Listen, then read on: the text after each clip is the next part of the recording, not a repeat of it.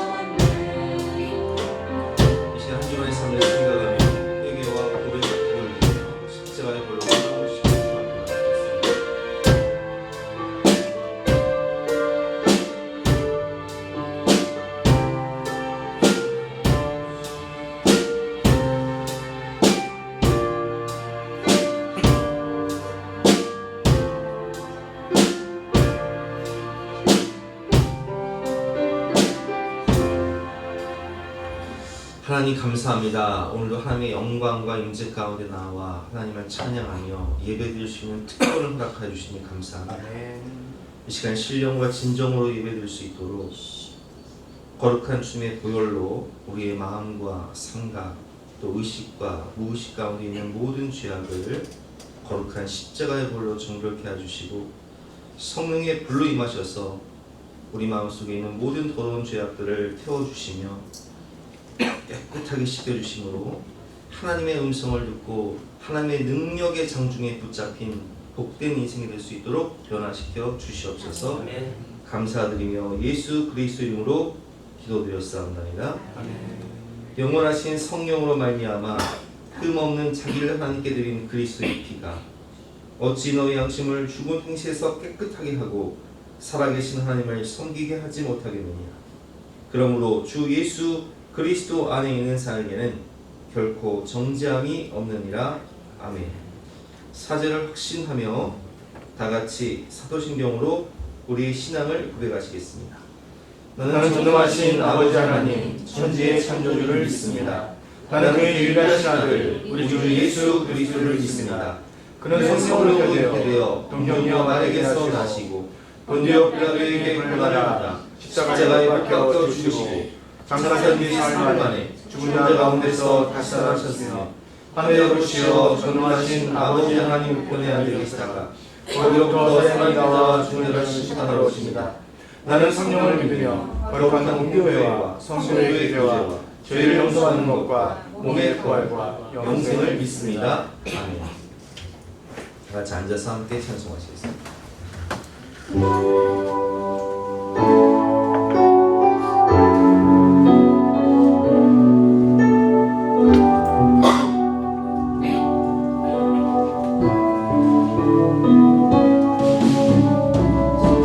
주의 임대 앞에 잠잠해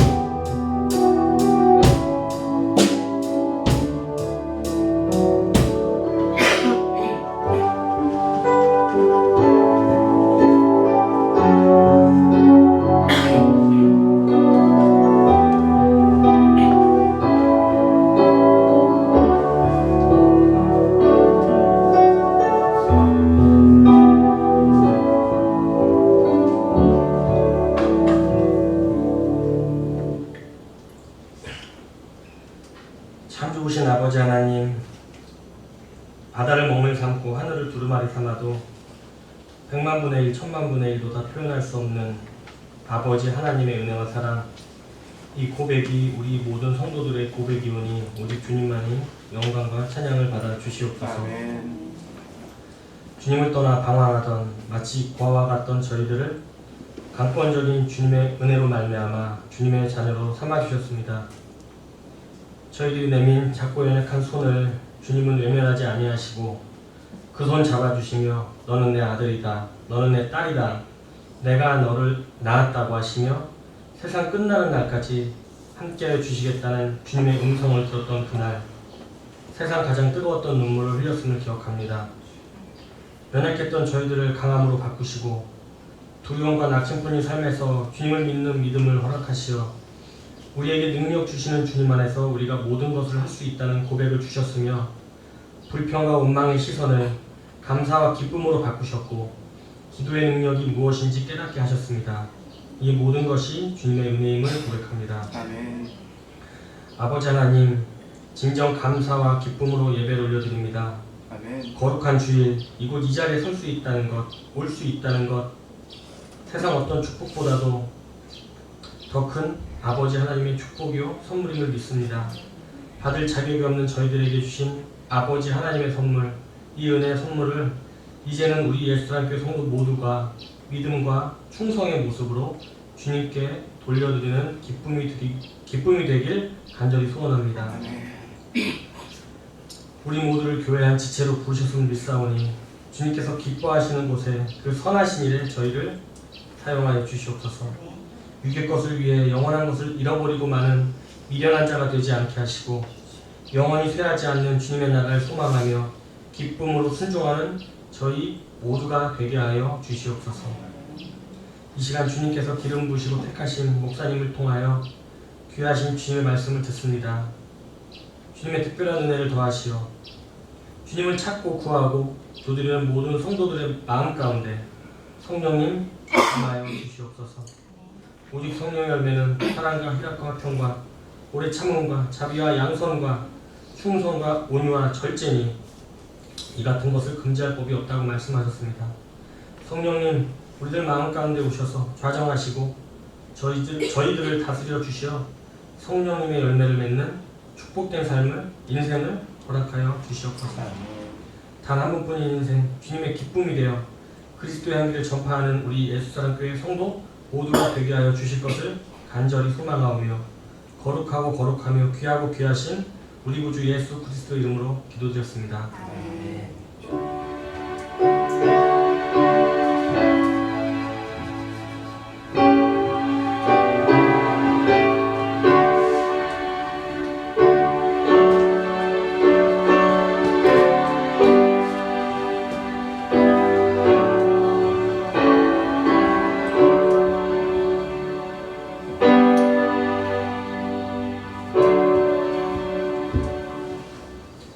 반갑습니다. 오늘도 주님을 사랑하는 마음으로 주님에 오신 여러분들을 주님의 이름으로 환영하고 축복합니다. 우리 옆에 계신 분들과 인사하실 때 당신은 그리스도의 향기입니다 이렇게 인사했으면 좋겠습니다. 당신은 그리스도의 향기입니다. 네, 감사합니다. 광고 말씀드리겠습니다. 오늘 남성 목장 단합대회가 있습니다. 오늘 오후에 목장 모임 후에 갖도록 하겠습니다. 당회 다음 주 목장 모임 후에 모이도록 하겠습니다. 인도의 편가지 목사님 가정이 이번 달에 들어오셨습니다. 그래서 6월 마지막 주죠. 다다음 주에 우리 교회에 모셔서 주일 예배 시간에 그 말씀 간증을 듣기로 했어요. 여러분 아시겠지만 편가지 목사님은 다니엘 기도의 주 강사로 나가신 만큼 참 말씀이 은혜로우시잖아요. 그날 빠지지 말고 다 참석하셔서 함께 은혜를 받으셨으면 좋겠습니다. 오늘 우리에게 주신 말씀은 갈라디아서 5장 22절부터 23절까지 말씀인데요. 신약성경 308면입니다. 신약성경 308면 갈라디아서 5장 22절부터 23절까지 말씀 한 절씩 교독하겠습니다. 오직 성령의 열매는 사랑과 희락과 화평과 오래 참음과 자비와 양성과 충성과 온유와 절제지 이 같은 것을 금지할 법이 없느니라. 아멘. 아멘. 오늘은 마음을 변화시키는 성령님이라는 제목으로 두 말씀에 대해서 함께 논의를 하도록 하겠습니다. 우리 하나님 말씀께 6월 주제가 변화죠. 변화에서 요즘 성령의 9가지 열매에 대해서 묵상을 하고 있는데, 우리가 주님을 만나고 성령을 받으면 사람이 변화가 됩니다. 우리 유리사님 아까 기도하실 때 그런 내용을 기도하셨는데, 이 가격 중심의 삶에서 가치 추구의 삶으로 변화가 되고, 자존감이 변화되고, 또 성품이 변화되고, 신분이 변화되고, 정체성이 변화되죠. 마귀의 종에서 하나님의 자녀로, 보배롭고 존귀한 하나님의 걸작품으로 변화가 되고, 인생의 총체적인 변화, 가치관, 또 신분, 또 목표와 비전이 생기고, 성품이 변화되고, 전 인격적 총체적 변화, 마음과 생각이 변화되는 그런 은혜를 경험하게 되는데, 그래서 오늘은 그 변화 중에서 성령의 9가지 열매 중에서 이제 3가지 마음의 변화를 말씀을 통해서 함께 배워보도록 하겠습니다. 첫 번째, 희락, 기쁨이죠. 하나님이 주신 기쁨. 이 기쁨은 하나님의 사랑 안에서 거할 때 기쁨이 충만된다는 거예요. 하나님의 숨결 176년입니다. 하나님 안에서만 참 기쁨을 누릴 수 있습니다. 한 목사님이 어린 시절 가족과 함께 동물원에 갔다가 그만 아버지의 손을 놓치고 말았습니다.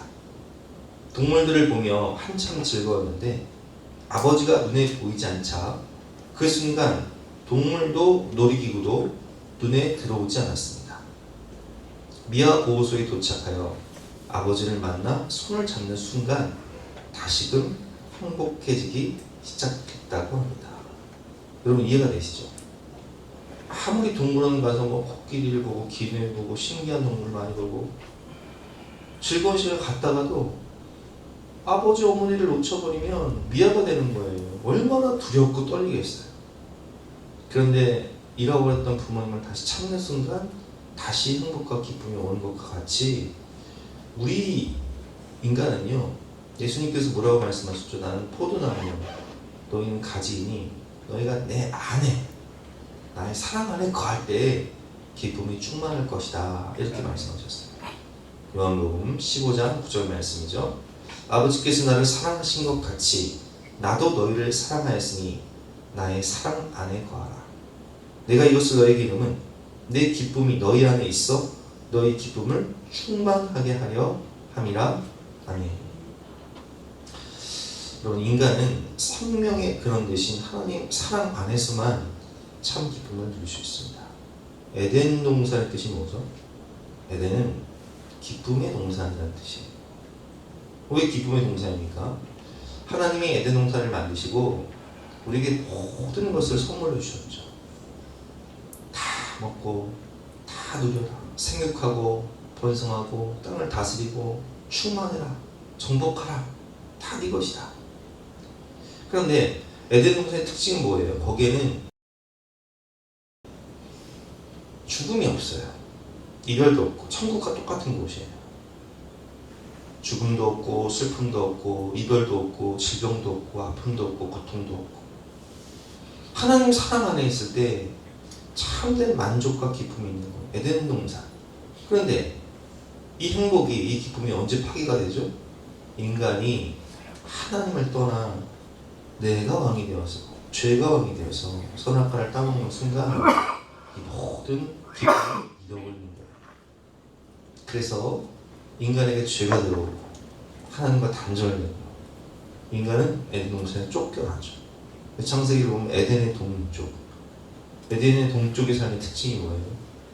단절이에요, 외로움이에요, 절망이에요, 고통이에요, 슬픔이에요. 여러분 하나님과의 관계가 회복될 때, 하나님 사랑 안에 거할 때 우리는 참된 기쁨과 만족을 얻을 수 있는 것입니다. 참 기쁨은 환경이 아닌 사랑의 관계에서 발견됩니다. 자, 따라해 보실까요? 관계가 좋아야 관계가 좋아야 행복합니다. 행복합니다. 관계가 좋아야 행복한 거예요. 여러분, 제가 얼마 전에 설교하면서 말씀하셨지만 개가 아파도요. 개가 뭐 사는 게 뭐 20만 원, 30만 원이면 사요. 근데 개가 아파도요. 아프면은 100만 원, 200만 원 수술시킨대요. 왜 그런 줄 아세요? 관계 때문에 그런 거예요. 너무나 사랑스럽거든요. 내가 집에 들어가면 식구들 중에 개만 나가서 꼬리를 치고 반겨주는데 그게 아프니까 수백만 원 들여서 수술해줘도 아깝지가 않은 거예요.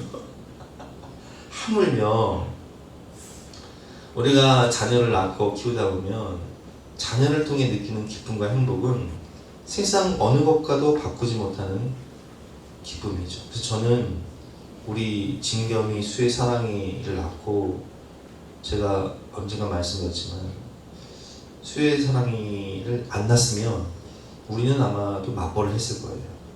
그래서 맞벌이를 했기 때문에 좋은 아파트를 살고 부유하게 살 수 있었지만 그렇지만 그때로 돌아가서 수의 사랑이를 안 낳고 좋은 환경 속에서 부유하게 살겠냐 아니면 수의 사랑이를 낳겠느냐 묻는다면 저는 100이면 100번이고 저는 수의 사랑이를 한 주시면 낳겠습니다. 이렇게 고백한다고 말씀드렸죠. 왜냐하면 좋은 아파트와 좋은 차, 안락한 환경과 바꿀 수 없는 것이 자녀가 주는 기쁨이다. 여러분, 진정한 기쁨은, 참 기쁨은 환경이 아닌 사랑의 관계에서 발견되는 거예요. 그 제가 임시사님 주관할 때 행복 지수가 둘째를 하면 2배가 될 거라고 했잖아요. 그렇잖아요. 셋째를 하면 행복 지수가 4배가 된다고 말씀을 드렸어요. 왜 그래요? 사랑의 관계가 많아지기 때문에 행복 지수가 많아지는 거예요. 하나님 사랑 안에서 느끼는 참 기쁨이죠. 하나님 사랑 안에서 우리는 참 기쁨을 누리게 됩니다. 죄인이었던 내가, 우리 임수사님 어떻게 오늘 기도를 이렇게 잘하는지, 죄인이었던 내가, 지옥문을 향해 달려가는 멸망의 자식이었던 내가 하나님 은혜로 구원받아 하나님이 나를 자녀 삼아 주셨어요. 너는 내 아들이다. 너는 내 딸이다. 내가 너를 지명하여 불렀나니 너는 내 것이다. 그리고 우리를 축복의 통로로 변화시켜 주셔서 나를 통해 많은 영혼들이 하나님께 돌아오는 축복과 은혜를 주셨어요. 여러분, 우리는 하나님 안에서 가족입니다. 그래서 하늘 가족, 영원한 가족이 되어서 함께 교제하며 기뻐하며 살아가니까 인생이 행복한 거예요. 근데 교제도 제가 여기 앞에 썼지만 교제도 하나님 사랑 안에서 해야 돼요. 세상의 교제는요, 세상의 모임은요, 꼭 뭐가 들어가는 줄 아세요? 죄가 들어가요. 술 취함과 방탕함이 들어가요. 그래서 제가 우리 목장 모임 할 때, 남성 목장 모임 할 때도 항상 말씀드리는 게 세상의 모임은 죄가 들어가니까 세상의 모임은 절제하고 하나님 사랑 안에서 우리는 교회에서 친교를 많이 하잖아요. 근데 믿음의 사람들과 교제를 하면 술 취함과 방탕함이 빠져요. 왜 술 취함과 방탕함이 문제냐면 죄가 들어가게 되면 영이 파괴되고 육이 파괴되고 가정의 고통을 받고 인생이 멸망길로 가는 거예요. 그 죄의 유혹에 빠져서. 그래서 우리는 주님 안에서 하나님의 사랑 안에서 교회 안에서 교제하는 습관을 가져야 되는 거예요. 특별히 하나님이 주시는 구원의 기쁨이 진정한 기쁨입니다. 내가 주님을 만나 구원을 받은 기쁨. 세상이 달라 보이고 정체성이 새롭게 되고 하나님 자녀 상속자가 되어서 영원한 천국을 발견한 이 기쁨 때문에 하박국 선지자는 이렇게 고백하죠. 하박국 3장 17절 말씀. 비록 무화과 나무가 무성하지 못하며 포도나무에 열매가 없으며 감람나무에 소출이 없으며 밭에 먹을 것이 없으며 우리의 양이 없으며 외양간에 소가 없을지라도, 이것은 이제 시각적인 효과인데 멀리 여러분 우리 밭, 논, 과수원 가까이는 그 마구간 우리 아무것도 없다는 거예요. 멀리 봐도 아무것도 없고 가까이 봐도 아무것도 없다는 거예요. 환경과 상황을 보면 정말 뭐 빈털터리예요. 그러나 나는 여호와로 말미암아 즐거워하며 나의 구원의 하나님으로 말미암아 기뻐하리로다. 내가 구원받은 기쁨과 감격 때문에 상황과 환경은 어렵지만 내 속에서 넘쳐나는 큰 기쁨이 있다는 거예요. 특별히 우리는 구원받았을 뿐만 아니라 하나님이 우리를 축복의 통로로, 복의 근원으로 부르셨다는 거예요. 그래서 나로 인해서 누군가가 구원을 받을 때, 그가 주님을 만나고 그 가정이 살게 되었을 때, 참 저는 우리 임 집사님이 저한테 언젠가 문자를 보내준 적이 있어요. 목사님, 정말 우리 동네에 교회를 개척해 주셔서 너무 감사해요. 그래서 우리 가정이 구원받아서 너무 감사해요. 제가 그래서 그 문자를 그 전도 그 양말 그 겉에다가 썼잖아요. 여러분, 제가 그 문자를 볼 때 얼마나 기뻤겠어요. 나로 인해 한 영혼이, 그리고 가정이 사망에서 생명으로, 지옥에서 천국으로, 어둠에서 빛으로 옮겨졌을 때 그 기쁨은 말로 할 수 없는 거예요. 사도행전 13장 47절 말씀 보면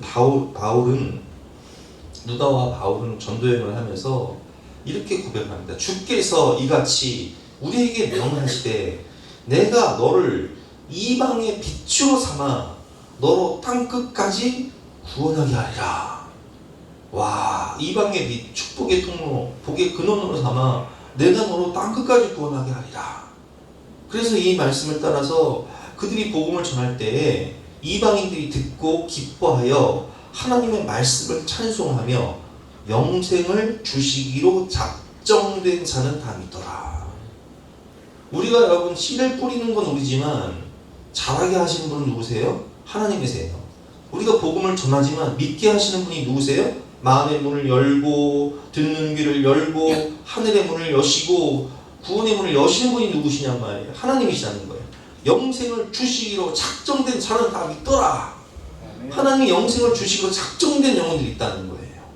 그래서 우리가 그 영혼들에게 복음을 전할 때 하나님이 그 영혼들의 마음의 문을 열어주시고 천국 문을 열어주셔서 그들이 구원받게 되니까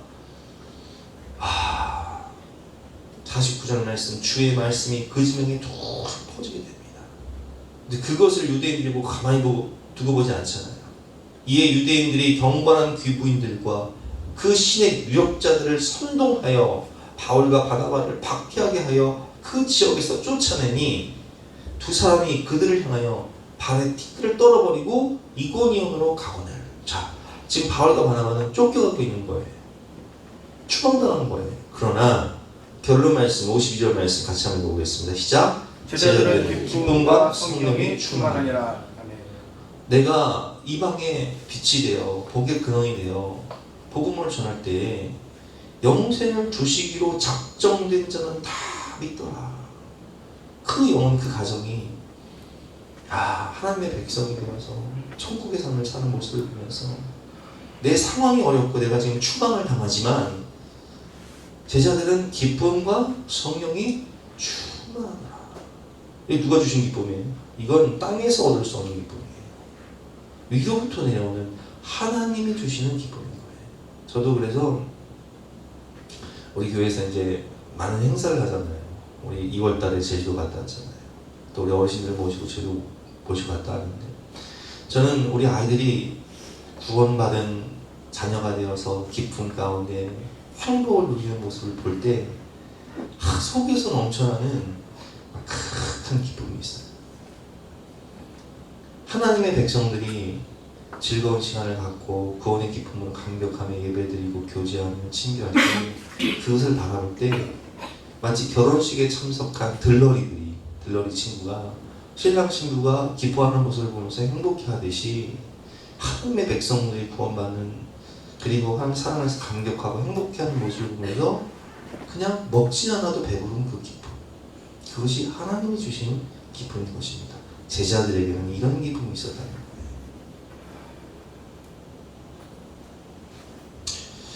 여러분, 성도들은 시험을 만나도 가장 좋은 것을 주시는 주님을 신뢰하기에 인내하며 기뻐할 수 있는 것입니다. 야고보서 1장 2절 말씀. 내 형제들아 너희가 여러 가지 시험을 당하거든. 우리 인생을 살다 보면 여러 가지 시험이 있어요. 가정의 문제, 또 건강의 문제, 또 관계의 문제, 물질의 문제, 여러 가지 시험을 만나거든. 온전히 기쁘게 여기라. 이는 너희 믿음의 시련이 인내를 만들어내는 줄 압니다. 인내를 온전히 이루라.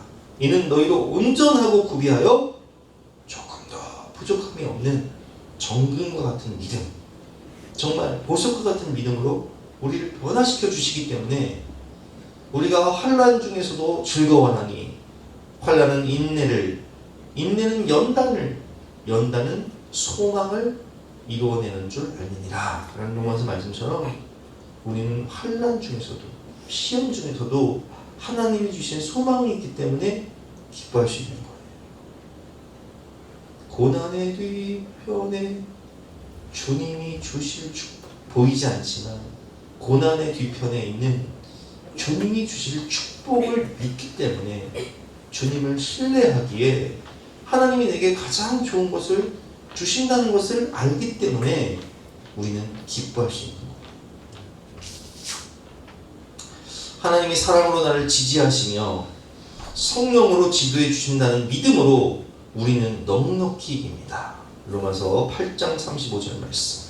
누가 우리를 그리스도의 사랑에서 끊으리요? 환난이나 곤고나 박해나 기근이나 적신이나 위험이나 칼이라. 그러나 이 모든 일에 우리를 사랑하시는 그 하나님의 사랑으로 말미암아 우리가 넉넉히 이기느니라. 그래서 우리 믿는 사람들에게는 위기가 기회가 되는 거예요. 고난이 축복이 되는 거예요. 하나님이 그 과정을 통해서 우리에게 가장 좋은 것을 주실 것을 믿으시기 바랍니다. 아멘. 하나님 사랑 안에 거할 때 참 기쁨과 안정이 있는 것입니다. 두 번째, 화평. 치열한 삶의 한복판에서 주를 신뢰할 때 하나님은 화평을 주십니다. 하나님의 숨결에 보면 이런 글이 있더라고요. 참된 평화를 주제로 두 화가에게 그림을 주문했습니다.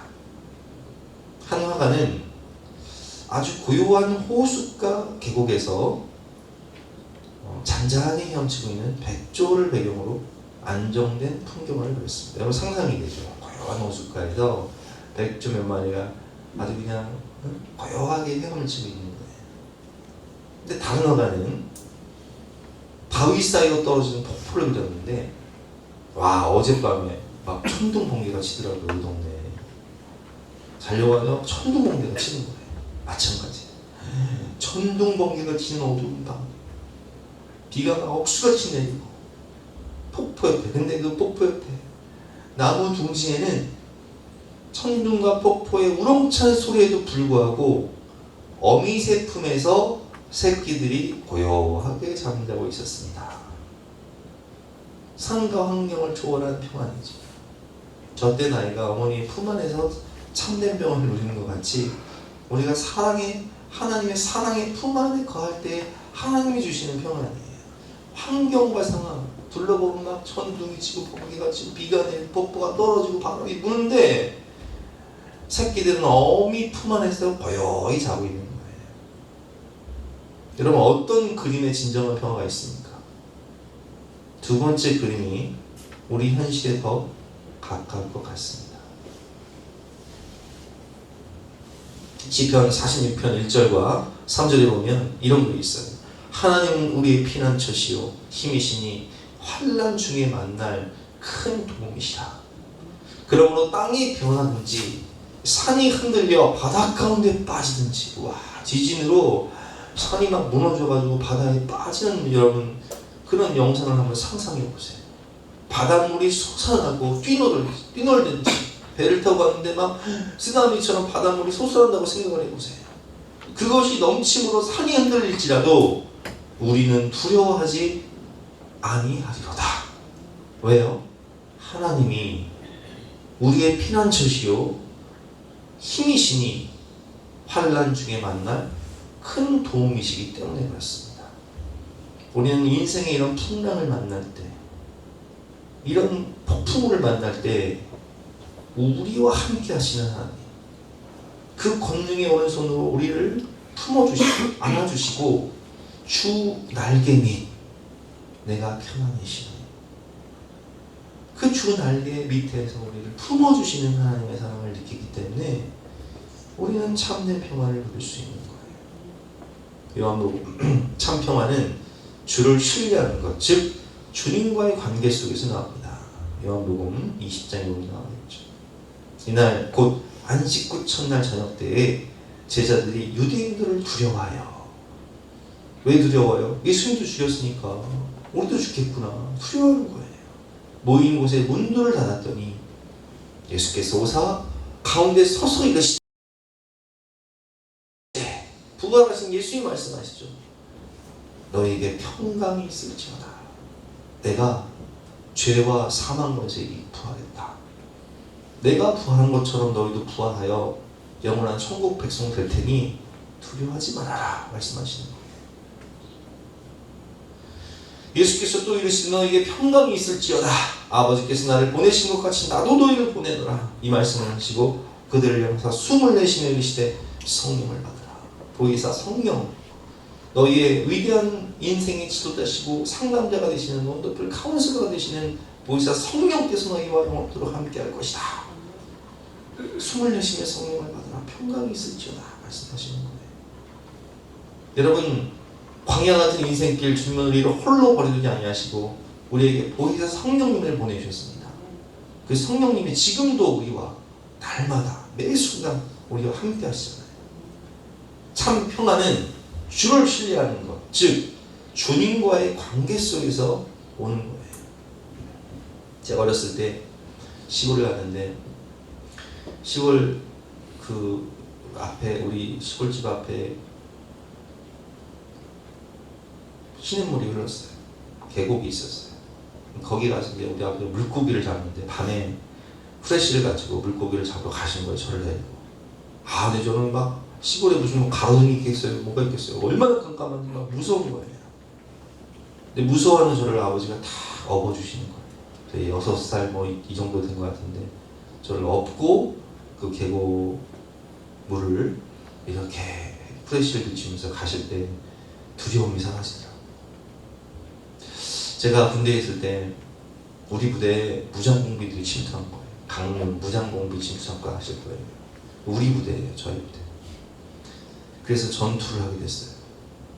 근데 정말 밤에 전투를 하는데 수류탄이 터지고 총알이 빗발치는 그런 상황 가운데 여러분, 밤에 바삭 소리만 나도요 온몸에 털이 쭈삐쭈삐 써요.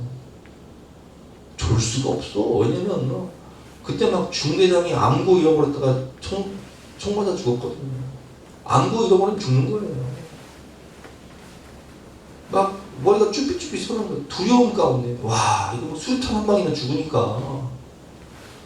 근데 그때 죽음의 공포 가운데 있는 저에게 하는 말씀하시는 거예요. 내가 너와 함께하리라. 아무것도 염려하지 말고 오직 기도와 간구로 너희 구할 것을 감사하며 함께하리라. 그러면 모든 지각이 뛰어난 하나님의 평강이 그리스도 예수 안에서 너희의 마음과 생각을 지키시다. 내가 너와 함께하는데 왜 두려워하느냐. 생각해보니까 내가 죽으면 어디 가요? 천국이잖아요. 최악의 천국이잖아요. 그 순간 딱 평안해서 담대해지더라고 이제는. 그러니까 죽으면 천국이구나. 내가 그때 나이롱 신자였는데 나이롱 신자인데 믿음이 있었어. 한 번은 청년 시절에 튜브를 타다가 그 튜브 거슬러 간 거예요. 이안이라고 아실 거예요. 이안이. 계속 막 저 멀리 가면 막 오한이 오기 시작하는데 힘이 빠지기 시작하고 오한이 오기 시작하는데 사람이 이렇게 죽는구나 싶더라고요. 근데 그때도요 어느 순간 내 안에 믿음이 들어와. 하나님 나와 함께 하시니 뭐가 두렵지? 결국 이제 보트가 와가지고 저를 이제 구해줬는데, 여러분 우리가 이 인생을 살다 보면 이런 그 두려움의 순간이 온단 말이에요. 근데 그때 항상 잊지 말아야 할 것이 뭐냐? 참 평화는 주를 신뢰하는 것. 즉, 주님과의 관계 속에서 나옵니다. 근데 우리 권사님들한테 항상 말씀드리잖아요. 우리가 언젠가는 죽는다고요.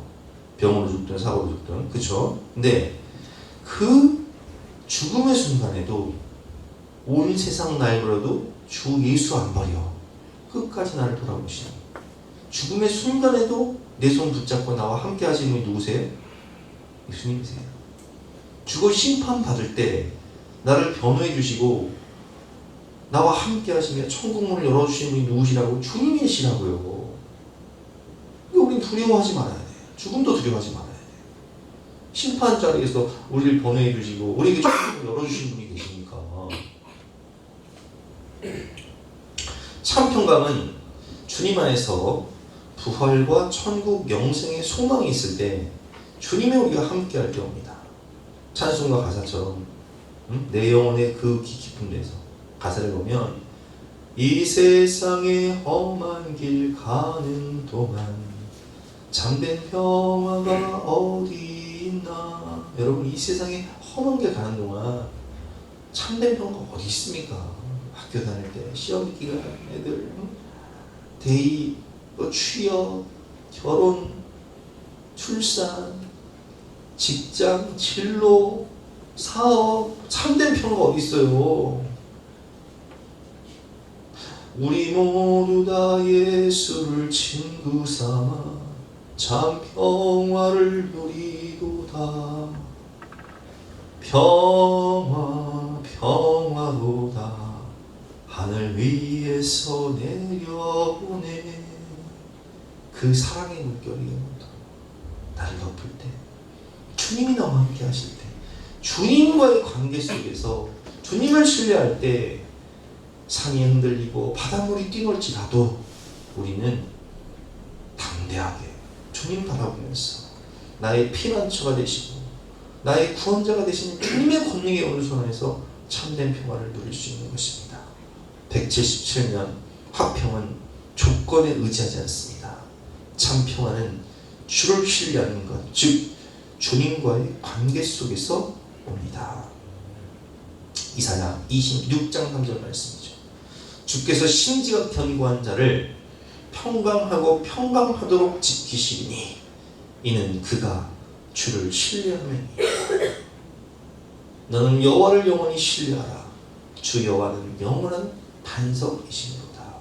심지가 견고한 자, 주님 그 사랑 안에 믿음 뿌리 내리고 심지가 견고한 자에게 주께서 평강과 평강을 더하시는 거예요. 시편 3편 5절과 6절 말씀이 다윗의 고백인데요. 다윗은 3,000명의 군사를 매일 데리고 추격하던 사울의 그 추격 가운데 참 두렵지 않겠습니까? 사울 만나면 죽는 날인데 10년 동안 추격을 받아요. 유대 광야에서. 근데 이렇게 고백합니다. 내가 누워 자고 깨었으니 여호와께서 나를 붙드시니로다. 천만인이 나를 애워싸 진친다 하여도 나는 두려워하지 아니하리이다. 와, 여러분 이 말씀 너무 멋지지 않습니까? 천만인이 나를 죽이려고 애워싸 진칠지라도 하나님 나와 함께 하시니 나는 두려워하지 않으리로다. 주님을 신뢰하며 참 평안을 누렸던 다윗의 고백이 저와 여러분의 고백이 되기를 주님으로 축원합니다. 여러분, 화평이라는 것은 모든 관계 속에서 하나님과의 관계, 또 인간과의 관계, 만물과의 관계 속에서 십자가를 통해서 화평할 수 있는 거예요. 자, 보세요. 우리가 하나님과 원수가 되었어요. 왜? 뭐 때문에? 죄 때문에. 죄는 부부 사이에도 죄가 들어오면 부부가 원수가 되고 부모 자식과의 사이에도 죄가 들어오면 원수가 되는 거예요. 죄는요 모든 관계를 깨트려 버리는 거예요. 근데 하나님과 인간 사이에 죄가 들어와 버렸어요. 인간이 교만을 하나님처럼 되려고 선악을 따먹어버렸어요. 원수가 되어버렸어요. 그런데 이 문제를 누가 해결하셨어요? 에베소서 2장 13절 말씀. 이제는 전에 멀리 있던 너희가 그리스도 예수 안에서 그리스도의 피로 가까워졌느니라. 그는 우리의 화평이신지라. 둘로 하나를 만드사 원수된 것 곧 중간에 막힌 담을 자기 육체로 하셨다는 것은 십자가에서 몸 찢기고 피 흘려서 우리의 모든 죄를 담당하시고 텔레스타이 너의 모든 죄값을 내가 다 갚았다. 생명으로 갚았다 하시는 순간 하나님과 우리 사이에 막혔던 성소의 휘장이 위로부터 쫙 찢어져요. 왜?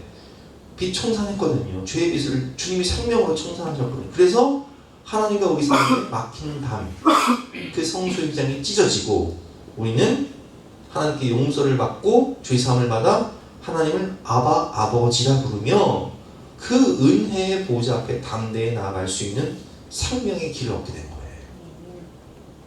그게 대신관계의 회복이죠. 화평이에요. 그리고 대인관계는 어때요? 대인관계 한번 생각해 보세요. 에베소 2장 14절 말씀. 이제는 전에 멀리 있던 너희가 그리스도 예수 안에서 그리스도의 피로 가까워졌느니라. 19절 말씀. 그러므로 이제부터 너희는 외인도 아니요 나그네도 아니요 오직 성도들과 동일한 시민이요 하나님의 권속이라는 뜻은 가족이라는 뜻이에요. 그래서 여러분 생각해 보세요. 표본사님 10년 전에 저 알았어요? 몰랐어요? 몰랐잖아요. 10년 전에. 그럼 표본사님이랑 10년 전에 나랑 뭔 관계야? 아무 관계도 아니에요. 그죠? 아무 관계가 아니에요. 근데 지금은 뭔 관계예요? 지금은 하나는 가족이잖아요. 자 보세요 여러분. 우리가 예수 믿기 전에는요 다 남남이었어요. 너는 너 나는 나. 우린 갈 길이 달랐다고요. 관계가 없었어요. 그런데 예수님을 믿고 구원받은 순간 그 피로 가까워졌는데 뭐가 됐다고요? 하나님의 가족 공동체가 됐어요. 그래서 저는 뭐 여러분도 마찬가지겠지만 우리 아이들을 볼 때 다 내 새끼 같아요. 또 어르신들을 보면 다 우리 부모님 같아요. 또 여러분들을 보면 다 그냥 형제 자매야. 그래서 우리는 마음을 터놓고 지내잖아요. 삶의 모든 문제를 터놓고 함께 해결하잖아요. 함께 기도하고. 왜 그래요? 이게 대인 관계 속에서 하나님이 주시는 화평이 십자가를 통해서 둘로 하나를 만드사. 18절 말씀. 이는 그로 말미암아 우리들이 한 성령 안에서 아버지께 나아감을 얻게 하려 하십니다. 한 성령 안에서 형제 자매가 되어서 똑같이 하나님을 아버지라 부르는 거예요. 이게 대인 관계의 화평이죠. 그러면 대물 관계의 화평은 어때요? 인간이 범죄하고 타락해서 에덴의 동쪽에 거할 때는 땅이 뭘 내요? 가시와 엉겅퀴를 내요. 가시와 엉겅퀴를 낸다고. 물질이 죄 짓는 수단이니까 가시와 엉겅퀴를 내는 거예요. 포기 안 됐어요. 그런데 하나님 안에서 이제는 우리를 하나님이 우리 어떻게 보셨어요? 복의 근원으로. 복의 근원으로. 생명의 통로. 그래서 희한하게 예수 믿는 나라는 기독교 국가는 잘 살아. 근데 희한하게 예수님을 핍박하는 나라들은 땅이 저주를 받아버려요. 여러분 생각해 보세요. 북한이 우리나라보다 훨씬 자원이 많아요. 거기가 농사가 안 되는 땅이 아니었어요. 그런데 지금은 어때요? 땅이 다 산성화됐어요. 농사를 질 수 없는 땅이에요. 땅이 저주를 받아버렸어요. 그래서 뭐 옥수수, 감자 이런 거밖에 못 심어. 근데 사람들이 굶어 죽잖아요. 왜 그래요? 하나님을 대적하니까. 근데 못 살던 나라도 세상에 전 세계 꼴찌 국가였던 우리나라가 교회를 세우고 기도하며 믿음으로 할 수 있다 해보자. 배우고 기술을 개발하고 기도하면서 열심히 살아가니까 하나님이 보호하사 우리나라 만세. 세계 경제 10대 강국이 되어버렸어요. 집집마다 뭐 자동차가 두세 대 없는 집이 없어요.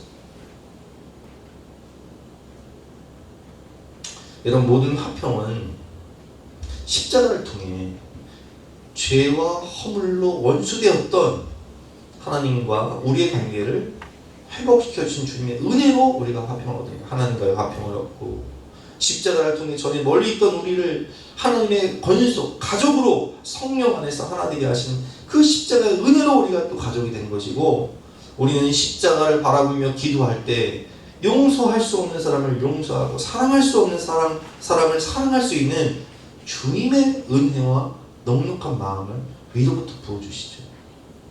십자가를 통해 만물과의 관계 속에서 축복의 통로로 우리를 변화시켜 주신 주님의 은혜 때문에 우리는 모든 관계 속에서 화평할 수 있는 것입니다.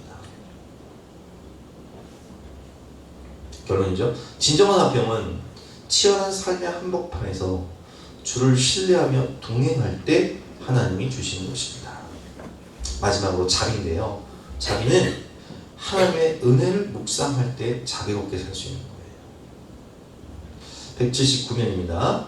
자비는 용서할 수 없는 자를 용서하는 것입니다. 또한 받아들일 수 없는 자들을 받아들이는 것입니다. 받아들일 수 없는 사람, 내가 용서할 수 없는 가족, 형제, 부모, 자식, 뭐 이런 관계, 어려운 관계 속에서 묶여있는 게 있다고요. 근데 용서할 수 없는 사람, 받아들일 수 없는 사람을 받아들이는 것이 자비예요.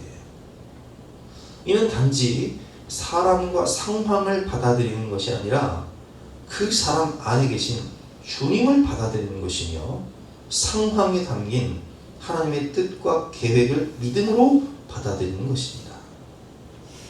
자비를 뜻하는 헬라어 크리스토테스는 그리스도를 뜻하는 크리스토스와 발음이 비슷합니다. 그래서 초대교회는 그리스도를 부르며 매우 친절하고 자유로운 분의 이미지를 떠올렸다고 합니다.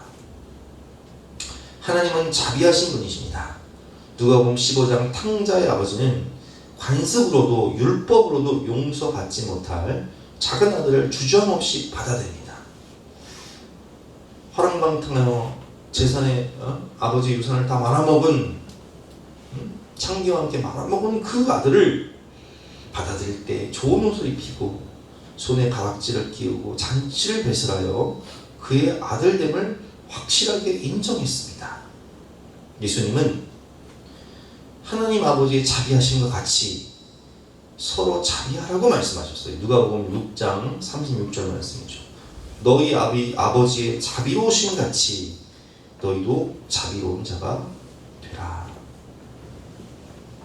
여러분, 용서받은 자가 용서할 수 있고요, 하나님의 자비를 경험한 자가 자비의 은혜를 깨닫고 베풀 수 있는 거예요. 삭개오가 예수님이 자기 집에 옵니다. 삭개오는 어떤 사람이에요? 세리장이었어. 당시 세리장은 여러분 다 아시겠지만 사람들한테 세금을 다 매겨가지고요, 50% 내가 갖고 50%는 로마에 보내면 되는 거예요. 그러니까 얼마나 막 동족의 피를 빨아먹는데 사람들이 상대를 안 해버렸어. 왜? 매국노 지살겠다고 동족의 피를 빨아서 로마에 다 갖다 바친 부자가 되었어. 근데 이 사람이 누굴 만나요? 예수님 만나요. 변화가 돼요. 너도 이스라엘 백성이고 너도 하나님 자녀다. 사람들은 너를 상대하지 않지만 나는 너의 친구가 될 거야. 오늘 너의 집에 유한하겠다. 이렇게 말씀하시죠. 그리고 하나님의 자녀가 돼요. 놀라운 사실은 이 삭개오가요, 변화가 되는데 그 자리에서 뭐라고 말하냐. 예수님, 제 재산의 절반을 딱 떼어서 내 가난한 자들에게 나눠주겠습니다. 그리고 내가 만약 남의 물건을 토색한 일이 있다면, 억지로 빼앗은 일이 있다면 내가 네 배로 갚겠습니다. 어떻게 이렇게 자비로운 사람이 될 수 있어요? 하나님께 용서를 받고 구원을 받으니까 자비로운 사람이 되는 거예요. 여러분 생각해 보세요.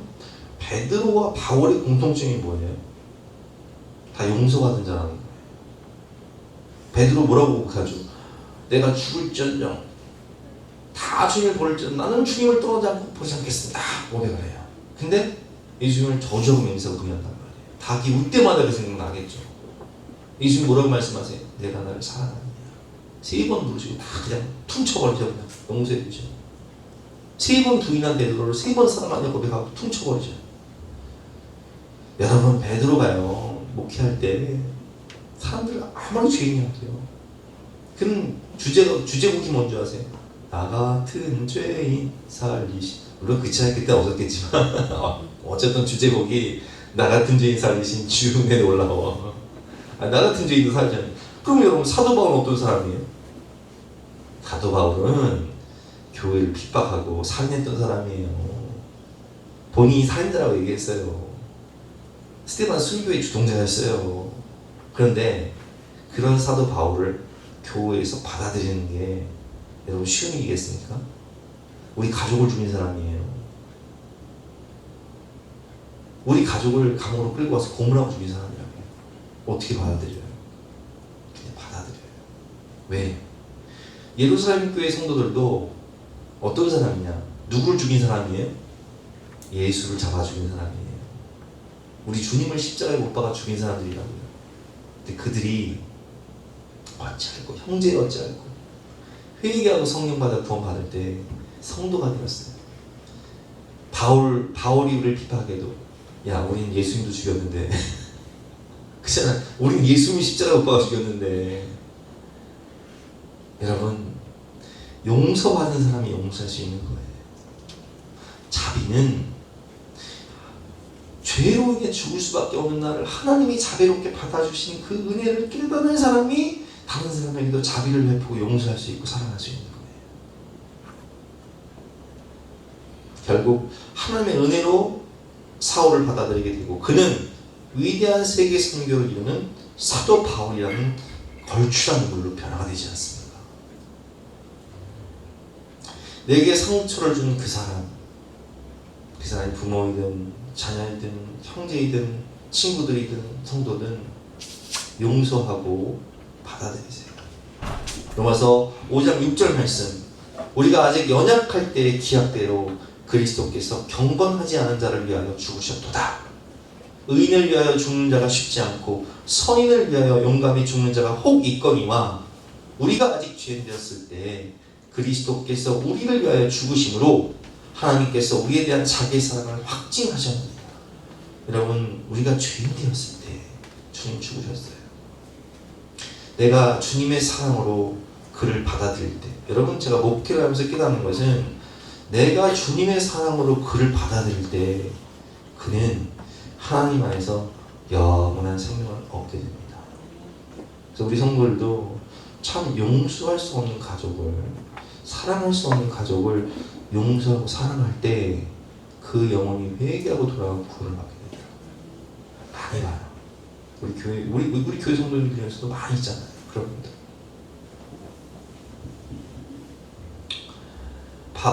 시간 관계상 이건 넘어갈게요. 바울도 마가를 용서하지 않습니까? 근데 마가가 나중에 마가복음에 저자가 되지 않습니까? 돌이켜보면 지금 내가 이 자리에 있는 것도 하나님의 은혜요, 나의 나된 것도 전적인 하나님의 자비입니다. 주님이 나를 용서하신 것 같이 우리도 주님의 마음으로 그 사람을 품고 받아주고 용납하고 자비로 용서할 때 그 영혼도 구원받아 다른 영혼들을 구원하는 축복의 통로가 되는 것입니다. 결론, 자비는 하나님의 은혜를 묵상할 때 자비할 수 있는 것입니다. 오늘 주신 말씀 붙잡고 함께 찬양하고 기도하는 시간 갖도록 하겠습니다.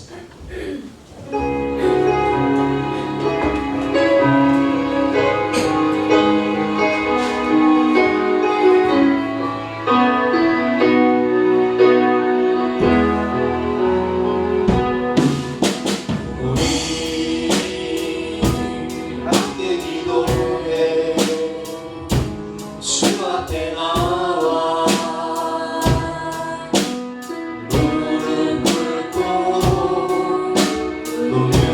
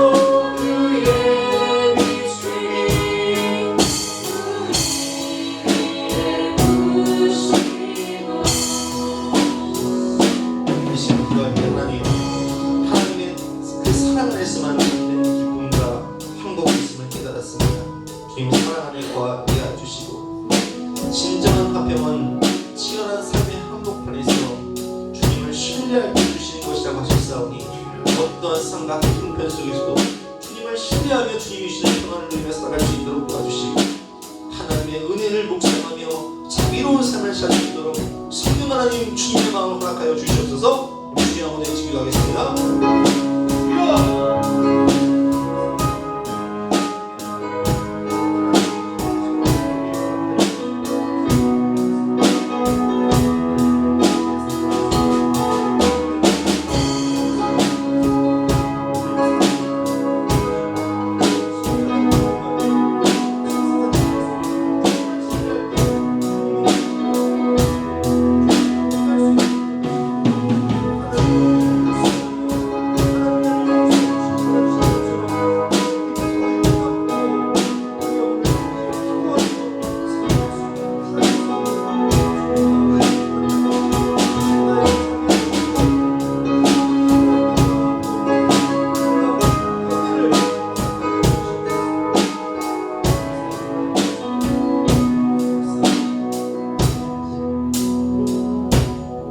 우리 다 같이 나서 결단 찬송가 355장 함께 찬송하시겠습니다.